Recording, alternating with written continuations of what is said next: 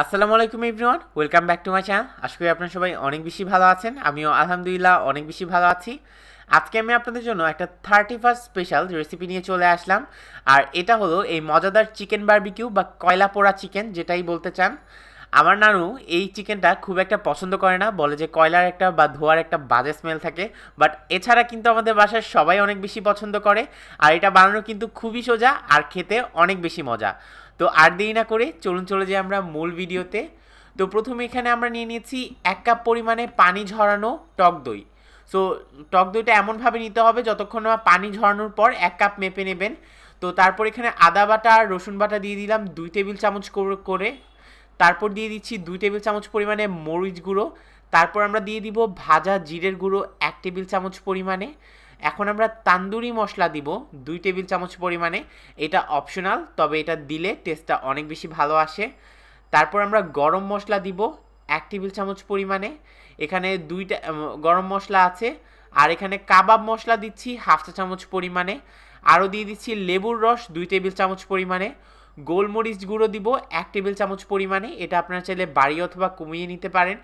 এখন আমরা এই সব কিছুকে একটু ভালো করে মিক্স করে নেব। তবে মিক্স করার আগে এর জন্য দিয়ে দিচ্ছি তেল। এখানে 1/2 কাপ পরিমাণে সরিষার তেল ইউজ করছি। সরিষার তেল দিলেই কিন্তু মজাদার ফ্লেভারটা পাবেন আর একটা স্পেশাল ঝাঁজ থাকবে, যার কারণে খেতে অনেক বেশি ভালো লাগবে। তো এখানে দিয়ে দিলাম স্বাদ মতো লবণ। এটা টোটালি আপনার টেস্ট অনুযায়ী ডিপেন্ড করবে। এখন যে জিনিসটা দিচ্ছি এটা টোটালি অপশনাল, তবে দেখতে সুন্দর লাগে। আর এটা হলো কালার, আমি এখানে মন মতো জর্দার রং দিয়ে দিয়েছি। আপনারা চাইলে স্কিপ করতে পারেন এই জিনিসটা। তো সব কিছু মিক্স করার পর এরকম একটা থিক কনসিস্টেন্সি হয়ে যাবে।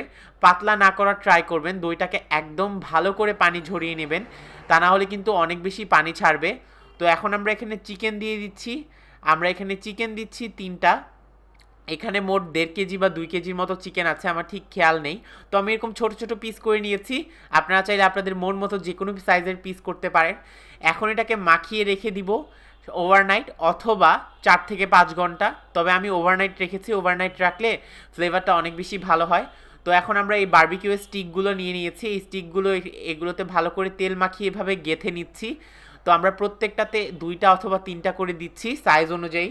তো আপনারা এটা চাইলে কয়লায়ও বারবিকিউ করতে পারেন যদি আপনাদের গ্রিলার থাকে। যদি গ্রিলার না থাকে তাহলে আপনারা এটাকে নর্মালি যেভাবে আমরা তান্দুরি চিকেন করি প্যানের মধ্যে সেভাবে করবেন। তারপর একটা কয়লা জ্বালিয়ে ওটার মধ্যে ফয়েল পেপারে দিয়ে একটু তেল দিয়ে ঢাকনাটা ঢেকে দিবেন।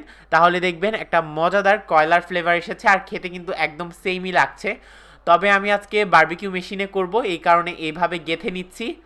তো কয়লা জ্বালানো কিন্তু খুবই ইজি। জাস্ট কয়লার মধ্যে একটু কয়লার যে জ্বালানোর জেলগুলো আছে সেগুলো দিবেন আর আগুন ধরিয়ে দিবেন, তাহলেই হয়ে যাবে। আর ননস্টপ বাতাস করতে হবে। তো একটা চিকেন বারবিকিউ হতে আনুমানিক 15 থেকে 20 মিনিটের মতো সময় লাগে। এই ব্যাচটা হতে এরকম সময় লেগেছিল। এখন অনেকেই জিজ্ঞেস করবে এই মেশিনটা কত দিয়ে কিনেছিলাম। এই মেশিনটা আমি অনেক বছর আগে 500 থেকে 600 টাকা দিয়ে কিনেছিলাম। এখন অনেক বেশি দাম বেড়ে গেছে হয়তো।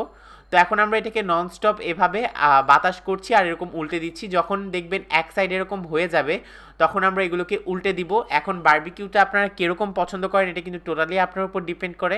অনেকেই একটু বেশি পোড়া পছন্দ করে, অনেকেই একটু কম পোড়া পছন্দ করে, তবে আমার একটু বার্ন্ট ফ্লেভারটা হলে বেশি ভাল লাগে। তো এখন আমরা এখানে ওই যে এক্সট্রা যে টক দইয়ের মশলাটা ছিল ওইটার সাথে একটু লেবুর রস আর একটু মিশিয়ে দিয়েছি তেল, নর্মাল সয়াবিন তেল মিশিয়ে এটাকে ব্রাশ করে দিচ্ছি যাতে জুসিনেসটা থাকে। আর লাস্টলি আমরা এখানে ব্রাশ করে দিয়েছি বাটার, একদম গলানো বাটার দিয়েছি যাতে চকচক করে আর ফ্লেভারটাও অনেক ভালো আসে। দেখতেই পাচ্ছেন কতটা সুন্দর হয়েছে আর কতটা জুসি লাগছে এটা। আমার তো দেখেই এখন খেতে ইচ্ছা করতেছে। সো এটা কিন্তু খুবই খুবই ইজি। আপনারা এই 31স্টে ট্রাই না করলেও আপনারা অন্য সময় ট্রাই করে দেখতে পারেন। আমার খুবই ফেভারেট। আর দেখেন এই আমি কয়লার আগুনটা দেখিয়ে দিচ্ছি লাইটটা অফ করে, এটা কিন্তু অনেক বেশি আগুন আছে। তো এরকম করলেই সবচেয়ে বেশি বেটার হয়। তো আমাদের এটা হয়ে গিয়েছে। এখন আমি একটু ট্রাই করে নেই, দেখতেই তো কতটা ইয়ামি লাগছে। আমার মুখে পানি চলে আসছে। যাই হোক, আমরা প্রত্যেকবার শীতে 2-3 বার এভাবে বারবিকিউ করা হয়, কারণ শীতে বারবিকিউ করলে অনেক বেশি মজা লাগে। তো আপনাদের যদি এরকম গ্রিলারও না থাকে আপনারা কিন্তু প্যানের মধ্যে ট্রাই করতে পারেন। আশা করি আপনাদের কাছে ভালো লাগবে এই রেসিপিটা।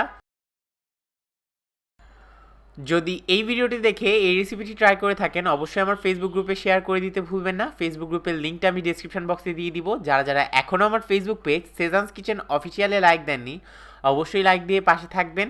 আর আজকের ভিডিওটিতে লাইক কমেন্ট শেয়ার করে অবশ্যই পাশে থাকবেন। আর সবাইকে নিউ ইয়ারের অনেক বেশি শুভেচ্ছা, হ্যাপি নিউ ইয়ার। আজকে আমি এখানেই বিদায় নিচ্ছি, আল্লাহ হাফেজ।